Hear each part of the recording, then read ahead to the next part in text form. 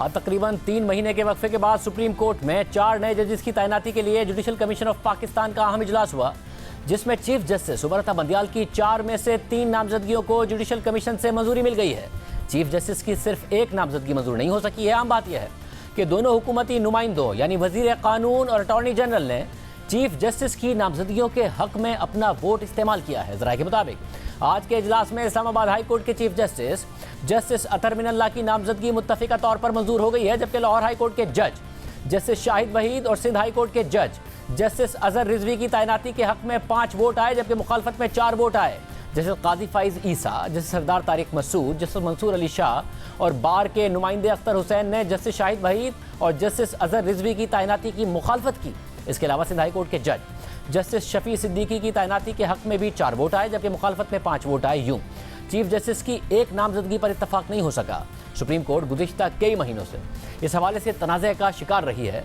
5 खाली असामियों के बावजूद कोई नया जज तैनात नहीं हो पा रहा था और इसकी वजह चीफ जस्टिस और उनके साथी सीनियर जजेस के आपस के इख्तलाफात बने हुए थे। आज के इजलास से पहले भी इख्तलाफात वाज़ेह नजर आ रहे थे। आज के इजलास के लिए चीफ जस्टिस ने जुडिशल कमीशन के सामने 4 नाम रखे थे, जिनमें इस्लामाबाद हाई कोर्ट के चीफ जस्टिस अतर मिनल्ला का नाम भी शामिल था।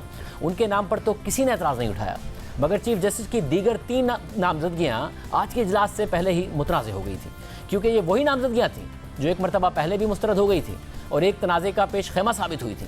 मगर आज जुडिशल कमीशन ने जस्टिस शाहिद वहीद और जस्टिस अजहर रिजवी की तैनाती की मंजूरी दे दी है और सिर्फ जस्टिस शफी सिद्दीकी के नाम पर इत्तफाक राय नहीं हो सका है। मगर आम बात यह है कि ये तीनों नाम 28 जुलाई को होने वाले जुडिशल कमीशन की पहली मीटिंग में मुस्तरद कर दिए गए थे। मगर गुज़िश्ता दिनों चीफ जस्टिस ने जब यही नाम दोबारा सुप्रीम कोर्ट के जजेस के लिए तजवीज़ किए तो एक मरतबा फिर सख्त रिएक्शन सामने आया। सीनियर जजेस को नज़रअंदाज करके जूनियर जजेस की नामजदगियों पर मुल्क भर में वकला तंजीमों ने एहतजाज किया।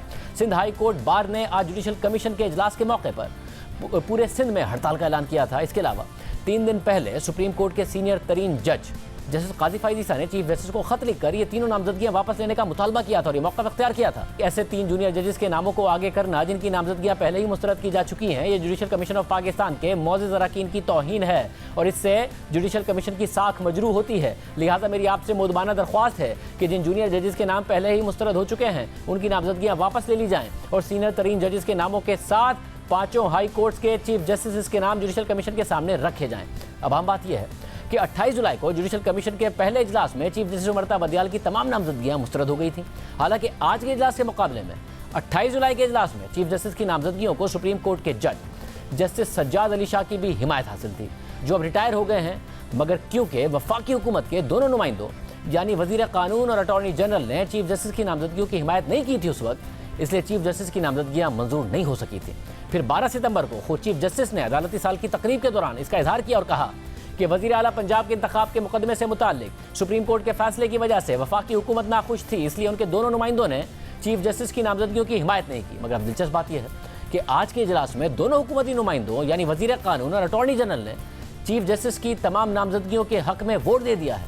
हमने इस पर बात करने के लिए वज़ीर कानून आज़म नज़ीर तारड़ को प्रोग्राम में बुलाया, मगर वो नहीं आए। हमारे साथ सुप्रीम कोर्ट को कवर करने वाले सीनियर सहाफ़ी हसनात मलिक मौजूद है। हसनात मलिक साहब, बहुत शुक्रिया। ये क्या हुआ कि हुकूमती जो 2 नुमाइंदे थे उनके वोट की वजह से आज चीफ जस्टिस की जो नामजदगियां हैं उसमें वो कामयाब हुए? ये क्या हुआ? कैसे हुकूमत ने जो है वो अपना मौक़िफ़ बदल लिया या फिर यू टर्न ले लिया?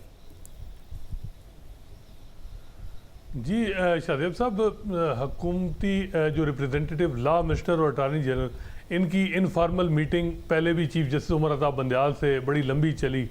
उनका जो जब उनसे बात की जाए तो वो कहते हैं जी कि इस वक्त जो क्राइसिस है जुडिशरी का, फरवरी से कोई जज सुप्रीम कोर्ट में तैनात नहीं हो रहा, तो हम क्या करें, हमें कोई ना कोई लेना है डिसीजन। दूसरा वो कहते हैं कि इस्लामाबाद हाई कोर्ट के चीफ जस्टिस अतर मिनल्ला, अगर उनका नाम अब इनिशिएट हुआ है तो वो हमारी रिकमेंडेशन पे हुआ है। हम अगर सपोर्ट कर रहे हैं तो हम कंडीशनली कर रहे हैं कि जस्टिस अतर मिनल्ला को सुप्रीम कोर्ट में एलिवेट किया जा रहा है।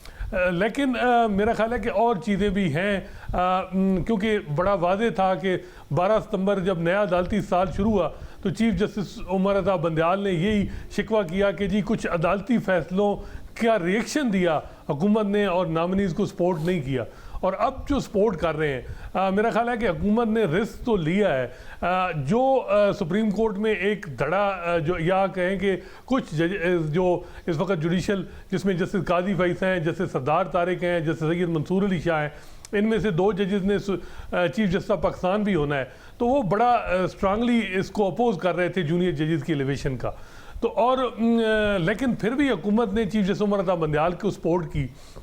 तो ये बड़ा सबके लिए बड़ा सरप्राइजिंग है कि क्यों ये चीज़ की गई है, क्योंकि अमूमन हमने देखा कि जो चीफ जस्टिस उमर अता बंदियाल अगर पहले हुकूमत यही कहती थी कि उनकी तरफ से हमें कोई किसी भी फैसले में कहीं जो है वो हमें जो है वो हमारे हक में फैसले नहीं आए, लेकिन दूसरी तरफ जो जस्टिस काजी फाइसा हैं, जस्टिस सैयद मंसूर अली शाह हैं, अमूमन हमने देखा कि अभी जो तकरीर की जस्टिस काजी फाइसा ने उसमें पनामा जजमेंट को क्रिटिसाइज़ भी किया, क्वेश्चन किया। तो ये बड़ा अनयूजुअल एक है। मेरा ख्याल है कि सारे स्टेक होल्डर ने ये डिसीजन लिया, कुछ लो और कुछ दो की बात। फिर मेरा ख्याल है कि कुछ ऐसी हुकूमत पे था एक असर, कुछ जो है वो उनको बार बार ये कहा जा रहा था कि आप चीफ जस्टिस की नॉमिनीज़ को सपोर्ट करें। तो अब ये है कि जूनियर जजेस को सुप्रीम कोर्ट में कर दिया गया है, लेकिन फिर भी जो है वो 2 जजेस की अभी भी असामियाँ खाली हैं। तो अब देखना होगा कि जो अगली 2 सीटें हैं वो क्या, क्योंकि इस वक्त जो हालात हैं वो सिंध से टोटल 3 जजेस सुप्रीम कोर्ट में हैं और पंजाब के 9 जजेस हो जाएंगे आज, जैसे शायद वहीद की अगर नॉमिनेशन अप्रूव हो जाती है पार्लिमानी कमेटी से। तो इस वक्त सिंध में जो है अगर सिंध हाई कोर्ट की वर्किंग देखें वो बहुत ज़्यादा इफेक्ट हो रही है। उसकी वजह यह है कि सीनियर जजेस को बार बार इग्नोर किया जा रहा है। इसकी क्या वजह होगी कि ज़ाहिर जब सीनियर जजेस हैं वो भी कह रहे थे, फिर बार्स भी कह रहे थे कि सीनियरिटी प्रिंसिपल को मद्देनजर रखा जाए, ये नाम पहले मुस्तरद भी हो चुके थे, उसके बावजूद क्या वजह होगी कि चीफ जस्टिस साहब ने इन्हीं को प्रपोज किया और फिर ज़ाहिर हुकूमत भी मान गई?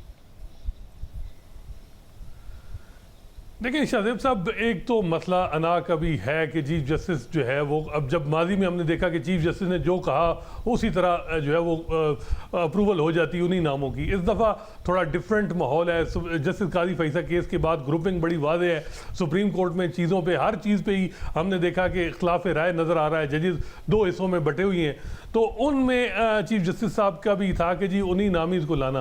तो असल जो वजह ये हुई कि हुकूमत की जब सपोर्ट मिली अटॉर्नी जनरल लॉ मिनिस्टर की, तो उन्हें अंदाज़ा था कि जी वो सपोर्ट मिल जाएगी। लेकिन सरप्राइज़ चीफ जस्टिस साहब को मिला कि जब रिटायर जज सरमद जलाल उस्मानी, उन्होंने ये सवाल उठाया कि जो सीनियर जज जिनको जस्टिस अकील अब्बासी जिनको बार बार इग्नोर किया जा रहा है, अगर वो मुनासिब नामिनी है जस्टिस शफी सिद्दीकी जो सीनियरिटी में सिंध हाई कोर्ट के 6ठे नंबर पे हैं, उससे जस्टिस अकील अब्बासी जो 3रे नंबर पे हैं वो ज़्यादा बेहतर उम्मीदवार थे, तो उनको किया जाए। तो उनका जो डिसेंट था वो मेरा ख्याल है चीफ जस्टिस उमर अता बंदियाल के लिए बड़ा एक सरप्राइजिंग था, और इसी वजह से उनका ये दूसरी दफ़ा जो सिंध हाई कोर्ट के जज की नॉमिनेशन जो है वो अप्रूव नहीं हो रही। ये बड़ा अनयूजुअल हो रहा है कि अदरवाइज पहले ऐसे नहीं होता था। 2010 से जुडिशल कमीशन चल रहा है, लेकिन कभी इस तरह के खिलाफात नहीं है। बहुत शुक्रिया।